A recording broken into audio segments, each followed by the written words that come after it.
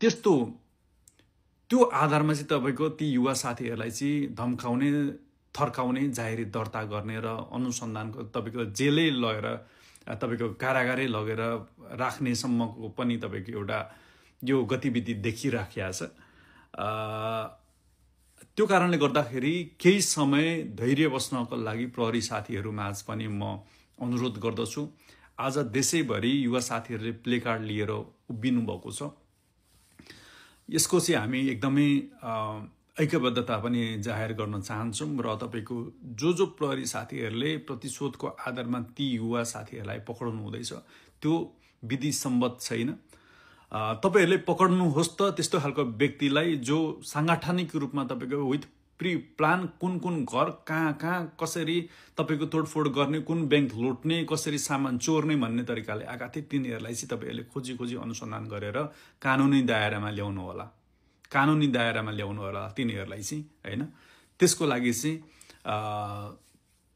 फोटोकै भरमा एउटा तपाईको टिकटकको भरमा डाउनलोड गरेर तपाईहरूले पक्र्ने जुन काम अहिले गरिराख्नु भएको छ यो चाहिँ एकदम खेदजनक छ। यसको चाहिँ हामी खुलेर विरोध गर्छौं। जति युवाहरूले हेरिराख्नु भएको छ तपाईहरू नआत्तिनु होला, हामी तपाईहरूको साथमा छौं र तपाईहरूको आवाज एउटै हुनुपर्छ। अनुसन्धान गरेर पूरा अनुसन्धान गरेर मात्रै पक्र्न सुरु गरियोस्। त्यसको लागि यो भिडियो मैले बनाइरहेको छु। तपाईहरू नआत्तिनु होला, तपाईहरू नभाग्नु होला, तपाईहरू विचलित नहुनु होला।